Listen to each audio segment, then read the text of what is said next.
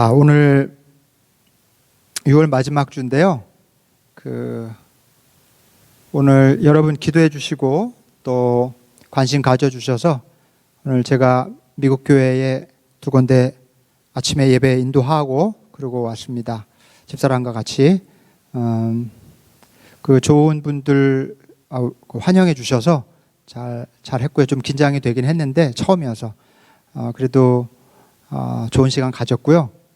이렇게 9시에 11시에 예배 마치고 또 시간에 여기 오니까 집에 들어온 것 같네요. 확실히 오늘 많이들 못 오셨는데 여름에는 아무래도 좀 출타가 많죠.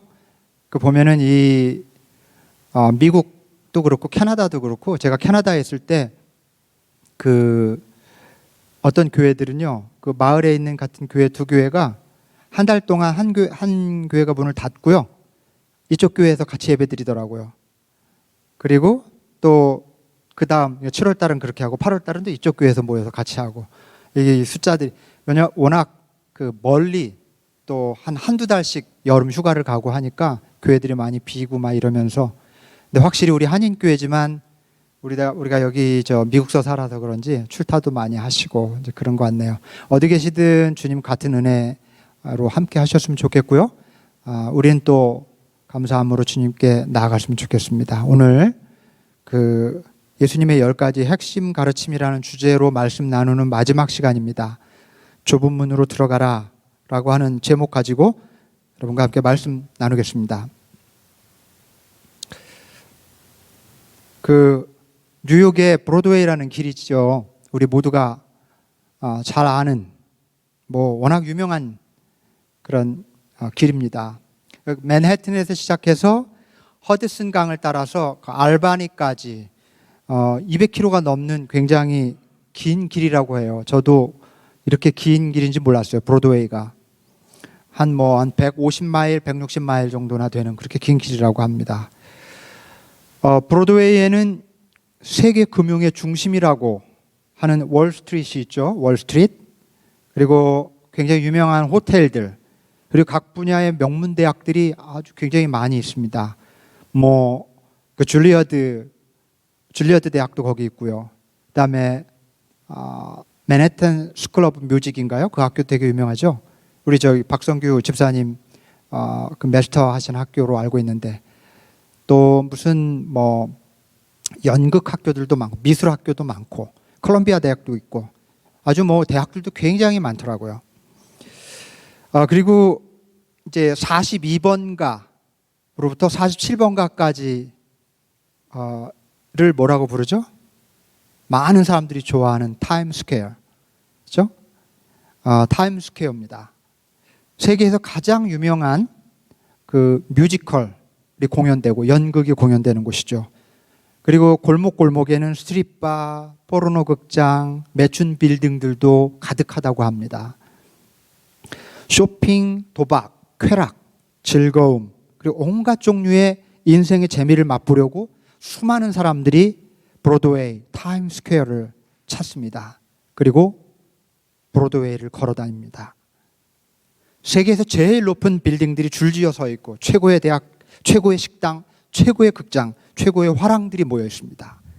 금융과 상업과 예술과 문화, 각 분야의 최고가 되고자 하는 사람들이 앞다투어 모여드는 곳, 그리고 그런 사람들이 걷고 있는 길이 브로드웨이입니다. 넓은 길, 브로드웨이. 예수님 당시에 이스라엘에도 뉴욕에 브로드웨이 같은 곳이 있다는 것을 여러분 혹시 아십니까? 있었다는 사실. 이스라엘에도 있었습니다. 가이사랴 빌립보가 그런 곳이었어요. 이 도시는요, 오늘날의 지도상으로는 지금 내전이 일어나고 있는 시리아, 그리고 레바논, 이스라엘 요 세 나라가 접경을 대고 있는 그 경계선에 헐몬산이라고, 헤르몬산이라고도 부르고 헐몬산이라고, 굉장히 중동 지역의 사막 지역에 산이 눈으로 덮여 있어요. 굉장히 신비합니다. 헐몬산이라고. 아마 시편에서도 많이 이렇게 시인들이 읊어서 귀에 익숙하실 텐데, 이 헐몬산 남쪽 자락 끝에 정말 아름답고 그리고 아주 지리적으로 기가 막힌 곳에 세워진 도시가 가이사랴 빌립보라고 하는 곳입니다.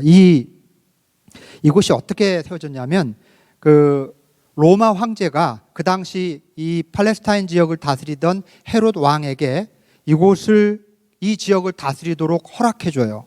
그러니까 양도를 해주죠. 그러니까 헤롯이 고마워서 감사의 뜻으로 이곳에다가 황제를 위해서 굉장히 유명한 웅장하고 큰 신전을 하나 짓습니다.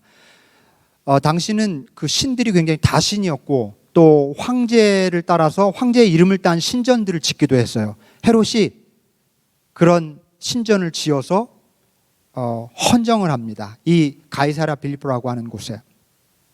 그런데요, 이 헤롯 왕이 죽고 나서 그 아들이 빌립이라고 하는 왕이 왕위를 이어받아서 이곳을 다스릴 때 빌립이 의도적으로 정치적으로 로마에게 조금 더 잘 보이려고 이곳을 더 크게 확장합니다. 그리고 돈을 거래하고 보석을 거래하는 커머셜 지구로 그렇게 만들어요. 동시에 아버지가 지었던 것보다 더 많은 신전들을 짓습니다. 지금도 가보면 신전 터들이 굉장히 많아요. 지금은 빌딩은 하나도 없어요. 다 폐허인데 그 터들을 보면 얼마나 커다란 도시였는지 짐작할 수 있습니다. 가이사랴 빌립보라고 하는 곳이. 그 신전들 그리고 빌딩들, 향락시설들이 어마어마하게 들었습니다. 그리고 이곳을 그렇게 지어놓고 그러니까 어마어마하게 아버지 때보다 몇 배는 더 큰 신도시로 개발을 해놓고 그때서야 이름을 붙입니다. 가이사랴 빌립보라고. 가이사라는 말은 시저, 로마 황제의 명칭이죠. 시저라는 이름하고 자기 이름 빌립을 따서 가이사랴 빌립보, 카이사랴 필리피 이렇게 이름을 붙인 거예요. 이렇게 이름을 붙이고 나서 이 도시는 곧 고대 그 지중해 연안 아주 유명한 도시가 됩니다. 인구가 폭발적으로 늘어나요. 수많은 사람들이 찾아옵니다. 화려한 저택, 수많은 유흥업소와 술집들이 생겨나죠. 그래서 돈 있고 야망 있는 사람들은 가이사랴 빌립보로 몰려들었습니다. 젊은 사람들은 이 가이사랴 빌립보라고 할 수 있는 브로드웨이를 선망했습니다. 가이사랴 빌립보의 신전으로 향하는 넓은 길을 걷고 싶어 했어요. 거기서 마음껏 놀고 싶어 했습니다. 최고가 되고 싶어 했죠. 그런데 여러분, 예수님이 제자들과 함께 이 도시를 찾으셨죠. 사실 이건 굉장히 의외의 사건이었습니다. 예수님 같이 거룩하신 분이 거기 왜 찾아갔을까? 가이사랴 빌립보 그러면 좀 경건한 사람이 찾아가기엔 좀 민망한 곳, 그런 이미지의 도시거든요. 그런데 예수님이 제자들을 데리고 가이사랴 빌립보를 가세요. 그런데 그것도 굉장히 이 타이밍이 언젠가 하면 예수님이 이제 때를 아시고 이제 예루살렘으로 내려가려고, 갈릴리라고 하는 지역, 예루살렘은 남쪽에 있습니다. 그리고 가이사랴 빌립보는 북쪽에 있어요.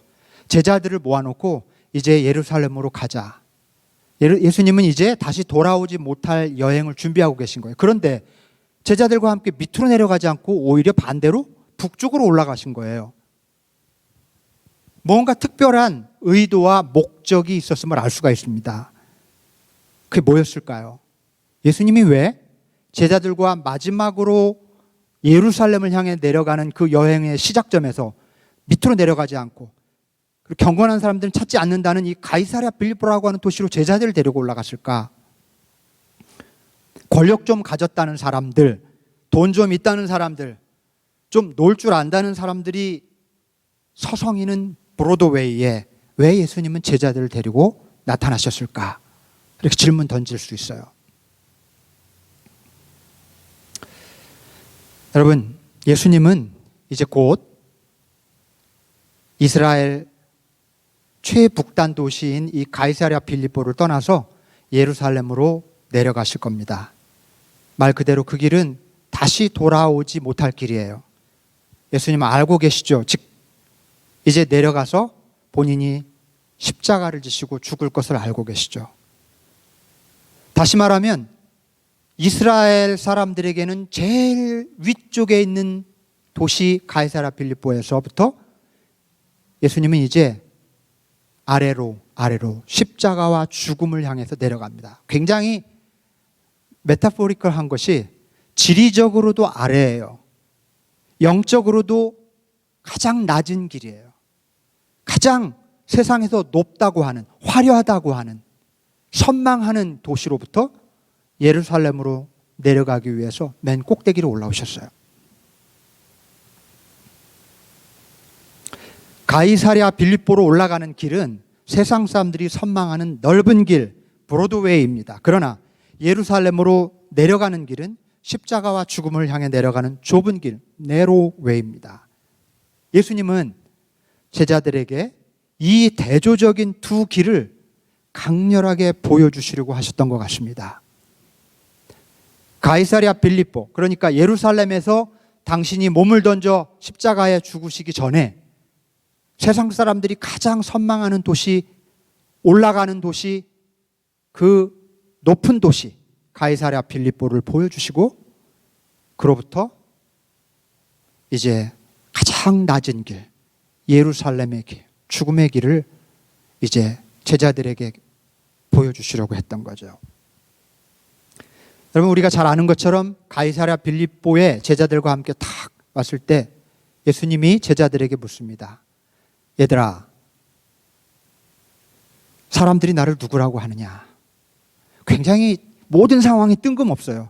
갑자기 이런 겁니다. 글쎄요, 미국에서 제일 시골이 어디입니까? 엘라바마, 미시시피, 몬타나, 이런 정말 한 번도 대도시를 경험해 보지 못한 사람들을 데리고 뉴욕에 온 거예요. 맨해튼에 딱 왔어요. 막 어안이 벙벙하고 입이 떡 벌어지고, 세상에 이런 세계가 있나? 갈릴리 어부 출신들, 그 제자들을 데리고 가이사랴 빌립보에 왔다는 그런 거죠. 그런 환경에서 예수님이 얘들아, 사람들이 나를 누구라고 하느냐? 그러니까 뭐 요한이라고도 합니다. 엘리야라고도 합니다. 아, 그렇구나. 그래, 좋다.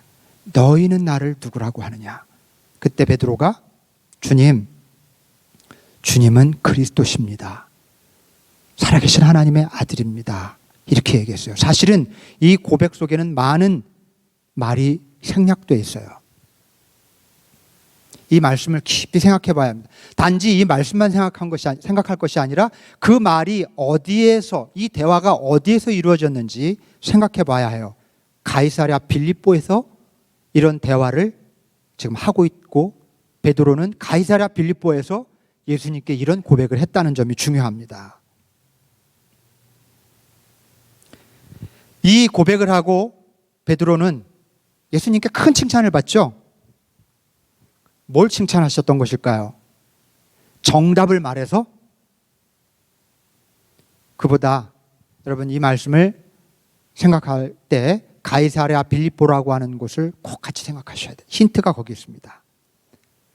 부와 명예, 쾌락과 즐거움이 가득한 황제의 땅, 그 심장부에서 베드로는 예수님, 당신이 그리스도십니다 라고 고백함으로 이렇게 말하고 있는 거예요.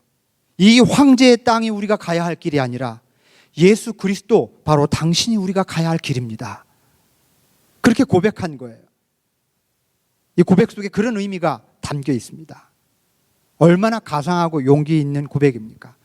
사실 제자들의 마음에 막 설레임과 흥분과, 이야, 이런 세상이 다 있구나, 유혹적인 마음이 들만도 한데, 거기서 베드로는 그거 다 소용없습니다. 이런 삶의 방식이 우리가 가야 할 길이 아닙니다. 이 길이 우리의 길이 아닙니다. 주님이 우리의 길입니다 라고 고백했던 겁니다. 좁은 문으로 들어가라는 말씀을 예수님께서 정확히 언제 제자들에게 언급하셨는지 우리는 알 수 없지만은 아마도 공생의 기간 내내 제자들에게 가르쳤던 것 같습니다. 그리고 틀림없이 자신의 삶과 죽음 전체를 통해서 가르치시려고 했던 핵심적인 말씀임에 틀림없습니다. 베드로는 예수를 믿는다는 것은 가이사랴 빌립보의 길, 그 넓은 브로드웨이를 걷는 것이 아니라는 것을 이 가이사랴 빌립보에 와서 비로소 더 확실히 깨달았어요. 예수를 믿는다는 것은 부와 명예와 쾌락을 쫓는 브로드웨이를 걷는 길이 아니다 하는 것. 여러분, 솔직히 이런 말씀을 들으면 속으로 마음이 좀 이렇게 흥쾌하게 즐겁지 않으실지도 모르겠어요. 좀 불편하실 수도 있을 겁니다. 특히 뭔가 좀 내가 앞으로 좀 크게 좀 뭔가 좀 해보고 싶은 그런 야망을 가지고 계신 분들일수록 젊은 분들을 다 갖고 있죠. 근데 그런 분들한테 이런 메시지. 왜 좁은 길을 가라고 그러지? 사실 브로드웨이 가서 우뚝 서고 싶죠. 가이사랴 빌립보의 한가운데서 그들과 어깨를 나란히 하면서 살고 싶은 야망이 젊은 사람들에게 있습니다. 이해합니다. 그렇다면 이런 메시지가 불편하실지도 모르겠어요. 예수를 믿는 것이 좁은 문으로 들어가는 것이고 narrow way를 걷는 것이라고 하면 왠지 반갑지 않을 겁니다. 누가 이 길을 걸으려고 하겠습니까? 그리고 우리 마음속에 그런 생각이 있을 겁니다. 그런 길은 신앙심 깊은 사람들, 특별한 사명감을 가진 사람들이나 그렇게 하는 거지 우리같이 평범한 사람들이 가는 길은 아닐 거야. 그냥 우리는 그냥 주일날 예배 드리고 그 정도면 되지 않을까? 그런 질문, 그런 생각할 수 있습니다. 좁은 길을 걷는 믿음의 사람들을 내가 존경은 하지만 내가 그 길을 걷는 것은 좀 부담스러운 거죠. 여러분 혹시 그러십니까? 그렇다면 우선 우리가 가진 생각을 조금 바꿔볼 필요가 있다는 말씀을 드리고 싶어요. 여러분, 좁은 길을 걷는다는 것은 우리가 모든 욕망을 끊고 무슨 목회자들처럼 사제처럼 수도승처럼 살아야 한다는 뜻이 아닙니다. 좁은 길은 우리 삶을 재미없게 만들고 불편하게 만들고 또 뭔가 익사이팅한 그런 삶의 동기를 빼앗아가는 그런 길이 아니에요. 오히려 오늘 본문에서 예수님은 이렇게 말씀하십니다. 좁은 문으로 들어가는 길은 우리를 생명으로 인도하는 길이다. 이 말이 죽은 후에 천국을 가게 해준다는 뜻으로만 받아들여서는 안 돼요. 우리의 삶을 훨씬 더 행복하고 즐겁고 유의미하게 만들어준다는 의미도 포함됩니다. 여러분, 이 좁은 문으로 들어가는 길은 겉은 좁아 보여도 그 속으로 들어가면 점점 더 넓은 구원과 생명과 기쁨과 풍성함이라는 길로 이어진 길이라고 하는 것을 우리가 믿을 필요가 있습니다. 좁은 길은 실은 좁은 길이 아닐지도 몰라요. 자, 조금 더 구체적으로 생각해 봅시다. 그렇다고 하면 우리가 일상 속에서 좁은 문으로 들어가는 것, 좁은 길을 걷는다는 것은 어떤 모습일까요? 어떻게 좁은 길을 걸을 수 있습니까? 자, 이렇게 질문을 한다면 우리같이 평범한 사람들이 주님의 말씀을 따라서 좁은 문으로 들어가고 좁은 길을 걸을 수 있는 구체적인 현실적인 방법을 좀 여러분과 나누고 싶습니다. 우선 오늘은 전통적으로 3가지를 말씀드릴게요.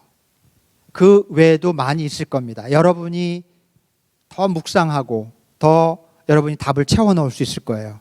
어떻게 우리가 그렇게 특별하게 선교사나 사명자처럼 뭔가를 탁 절제하면서 살지 않으면서도 그냥 일상 속에서 평범히 살면서도 좁은 문으로 들어갈 수 있을까? 좁은 길을 걸을 수 있을까?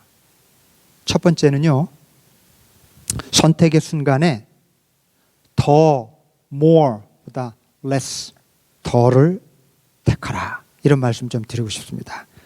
여러분, 우리는 우리 인생을 가만히 돌아보면 그리고 생각해 보면 우리 끊임없이 선택의 기로에서 서게 돼요. 그렇죠? 아주 중요한 선택의 기로도 있고 작은 선택의 기로도 있어요. 정말 이 프로젝트를 내가 받아들여서 사업을 시작할 거냐 말 거냐를 결정해야 될 때도 있고 이걸 선택해야 될 거냐 저걸 선택하냐에 따라서 내 미래가 결정될 수도 있어요. 그런가 하면 이런 것도 있죠. 아, 오늘 몸이 너무 무겁고 힘든데 오늘 교회 갈까 말까. 아, 내가 오늘 친구랑 약속했는데 이거 힘든데 취소할까 말까. 뭐 이렇게 자잘한 선택의 기로까지 수많은 그 선택해야 하는 그런 순간순간들에 놓이게 됩니다. 그 선택들이 나를 어떤 방향으로 틀림없이 이끌어갑니다. 그리고 그 선택의 결과가 내 인생을 결정하는 것은 틀림없습니다. 대부분의 사람들이 어떻게 선택합니까? 나에게 득이 되는 쪽, 손해보지 않는 쪽을 택하죠. 그건 당연합니다. 그리고 그렇게 하는 것은 잘못된 일이 아니에요. 그러나 여러분, 너무 중요해서 내 인생을 결정적으로 좌우하는 순간이 아니라면, 그 밖에 큰 지장이 없다면 선택의 기로에서 더보다는 덜 쪽을 한번 선택해 보시기 바랍니다. 더보다는 덜 쪽으로. 내가 사람들 앞에 우쭐해지는 그런 선택이 아니라 내가 오히려 덜 드러나는 선택을 해보시기 바랍니다. 이런 선택을 하는 것을 바보 같은 선택이라고 세상은 말해요. 근데 한번 해보자는 거예요. 예를 들어서 내가 좀 여유가 생겨서 큰 집을 살 수 있게 됐어요. 그때 큰 집을 살까 작은 집을 살까, 이건 결정적으로 내 인생의 큰 문제가 아니에요. 이럴 때는 조금 덜 큰 집을 한번 일부러 조금 더 작은 집을 사는 거예요. 왜요, 목사님? 왜 그런 짓을 해요? 이렇게 질문하실지 몰라도 한번 가만히 생각해 보십시오. 그게 우리에게 어떤 것을 가져다 주는지. 여러분, 대기업보다 가족 같은 회사를 한번 택해보는 거예요. 위험을 무릅쓰고 더 크게 사업을 확장하기보다 일부러 조금 작지만 안정된 사업을 한번 택해보는 겁니다. 남들보다 내가 뛰어날 수 있지만 일부러 남들과 같이 보조를 맞추는 쪽을 선택해보는 겁니다. 선한 일을 하고 나를 쇼업할까? 아니면 아무도 모르게 할까? 이거 어떤 쪽을 택하든 우리한테 큰 문제 아니에요. 그때 아무도 모르는 쪽을 택해보는 겁니다. 누구도 알아주지 않고 나에게 아무런 득도 되지 않는 일을 성실하게 감당해보는 겁니다. 사실 이것은 경제 논리에도 어긋나고 상식에서도 벗어나는 그런 선택이죠. 그러나 여러분, 이런 바보 같은 선택들이 우리 삶을 어떻게 바꾸는지 한번 경험해 보시기를 부탁드립니다. 삶이 바뀔 뿐만 아니라 우리 영혼이 풍성해질 겁니다.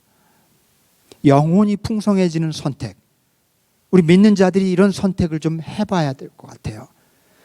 믿지 않는 사람들과 똑같이 그냥 겉으로만 부유해지는 그런 선택하기보다 그렇진 않아도 영혼이 풍성해지는 선택. 더보다는 덜 쪽을 택하는. 여러분, 이거 좀 꼭 기억하셨다가 여러분 선택의 기로에서 이 말씀이 생각날 수 있으면 좋겠어요. 이게 바로 우리가 일상 속에서 좁은 길을 걷는 아주 평범한 방식 중에 하나라고 생각합니다. 두 번째로, 여러분 혹시 살다가 때때로 주님이 우리를 좁은 길로 이끄시거든 거기서 도망치려고 하지 마세요.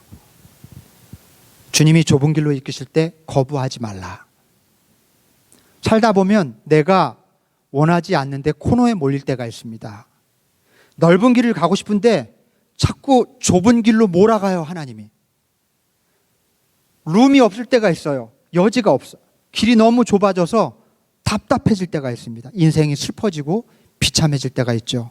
사업이 너무 안 돼서 걱정이 됩니다. 직장에서 해고 통지서를 받습니다.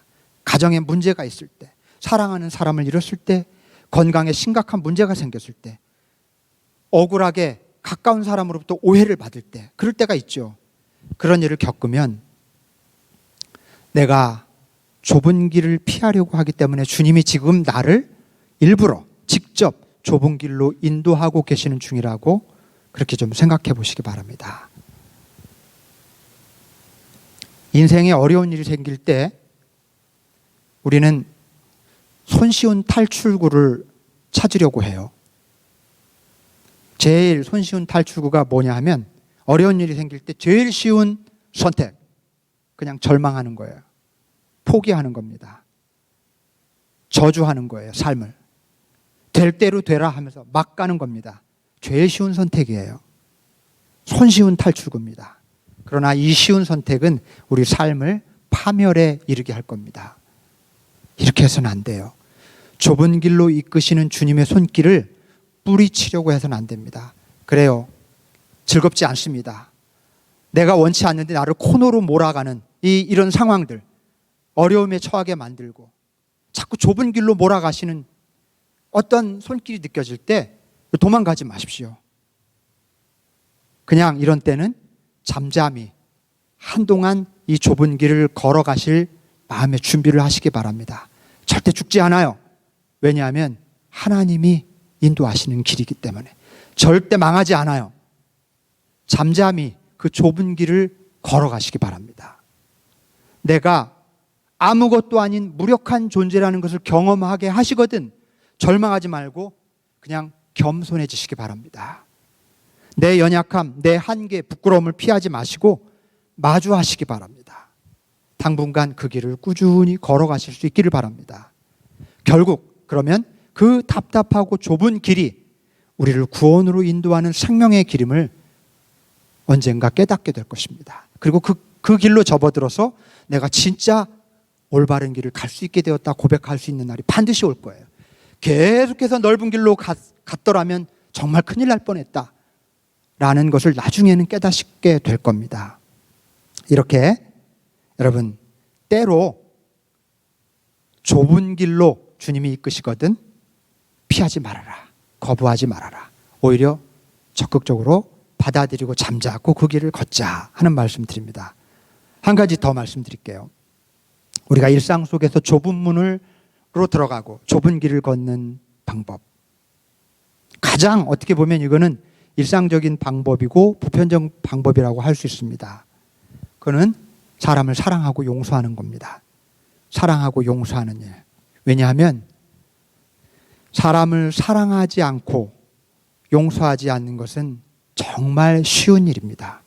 그리고 굉장히 넓은 길이에요. 활짝 열려있는 문이에요. 사랑하지 않는 거, 사랑하지 않고 용서하지 않고 사는 길, 굉장히 걷기 쉽고 넓은 길입니다. 미운 사람을 계속 미워하고 짜증나는 사람을 욕하며 사는 길은 아주 시원한 길입니다. 그렇죠? 그냥 계속 그 길로 걷고 싶어요. 미워하면서, 욕하면서. 그러나 사람을 사랑하고 용서하는 길은 정말 좁아도 너무 좁아요. 가기 싫어요. 젊은 시절에 우리가 연애 감정에 빠져서 하는 사랑을 제외하고는 모든 종류의 사랑은 정말 어렵습니다. 우리 결혼하신 분들 다 경험하시지만 연애 감정이 빠르면 6개월이면 식는다고도 하고 길면 3년이라고 그래요. 3년 이상 연애 감정을 가지고 결혼 후에 이렇게 살아가는 사람은 거의 없다고 그러더라고요. 통계학적으로. 그리고 나서부터는 그런 그 사랑 감정으로 사랑하는 일은 가능하지 않습니다. 다른 게 필요하죠. 사랑하려는 노력과 의지가 필요해요. 부부가 사랑하려면 사랑스럽지 않아도 사랑할 줄 아는 법을 배워야 해요. 더 이상 신비하지 않고 더 이상 내가 매력으로 느꼈던 것들이 다 사라졌는데 어떻게 그런 감정을 가지고 사랑하겠어요? 그때부터는 의지가 필요해요. 제가 결혼식에서 주례할 때마다 드는 비유가 그거죠. 이게 초에다가 불을 비추는 것하고 똑같다. 성냥에서 불을 탁 켜면은 쫙 타오르죠, 불꽃이. 이게 연애 감정으로 사랑하는 거예요. 그러나 그거는 굉장히 짧아요. 그것이 빨리 초에 올마 붙지 않으면 곧 꺼집니다. 초로 붙이죠. 그러면 더 이상 확 타오르지 않아요. 화끈하고 뭐 자극적인 거 없어요. 하지만 은은하게 불빛이 존재합니다. 이 촛불이 존재하려면 자기 몸을 녹이는 인내와 절제와 노력이 필요해요. 그래야만 사랑이라는 빛을 킵할 수 있어요. 이제 더 이상 내 마음속에 사랑 감정이 없어. 그래서 사랑을 그만두면 우리는 어떤 사랑도 할 수 없습니다.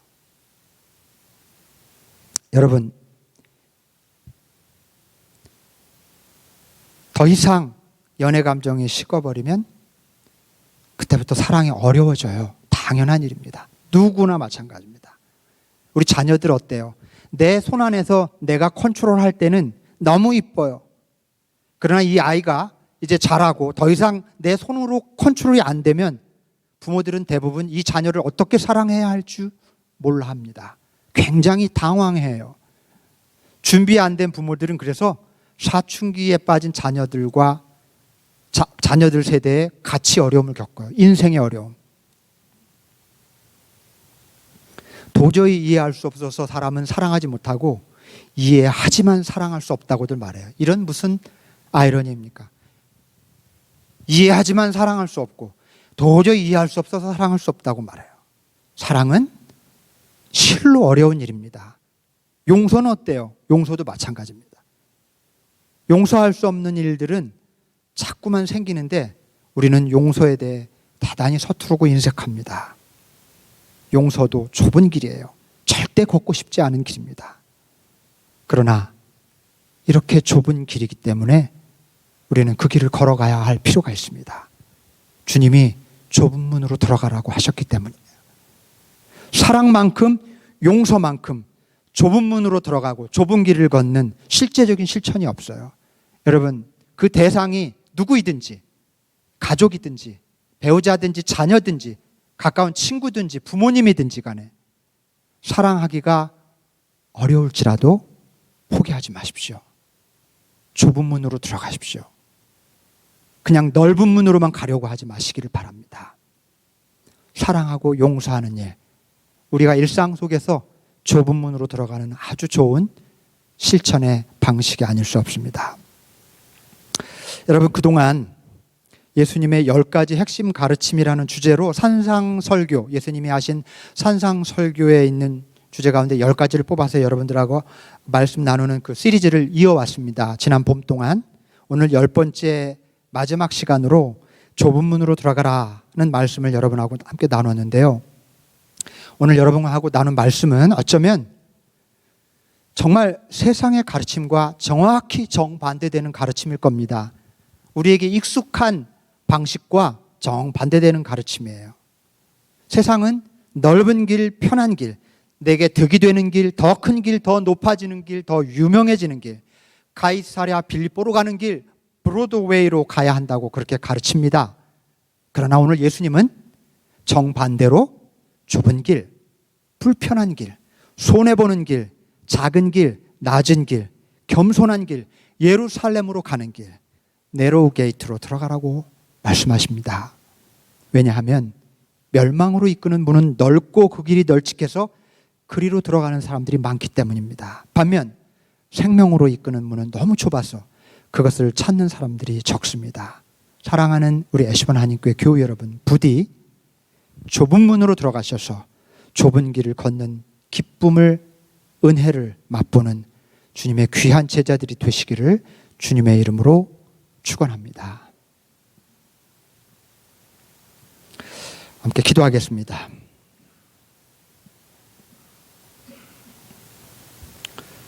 하나님 아버지, 오늘 우리 주님께서 가르쳐 주신 말씀, 좁은 문으로 들어가기를 힘쓰라고 하신 말씀을 가지고 함께 말씀을 나누었습니다. 주님, 정말 솔직히 넓은 문으로 들어가고 넓은 길을 걷고 싶습니다. 주님, 우리에게 주신 힘과 또 야망을 가지고 우뚝 서보고 싶은 마음도 있습니다. 주님, 그렇지만 때때로 우리의 삶이 우리를 좁은 길로 인도할지라도 하나님, 그때서야 비로소 주님께서 인도하심을 깨닫고 기꺼이 그 길을 걷게 해 주시옵소서. 주님, 우리가 굳이 살던 삶을 포기하고 거룩한 그런 사역자의 삶을 결단하지 않는다 해도 일상 속에서 현재 지금 주어진 상황 속에서 아버지 좁은 문으로 들어가는 그런 실천을 하게 해 주시옵소서. 하나님, 그래서 좁은 문으로 이어지는 구원의 풍성함, 생명의 풍성함을 맛보는 우리 모두가 되게 하여 주시옵소서. 우리 주 예수 그리스도의 이름으로 간절히 기도하옵나이다. 아멘.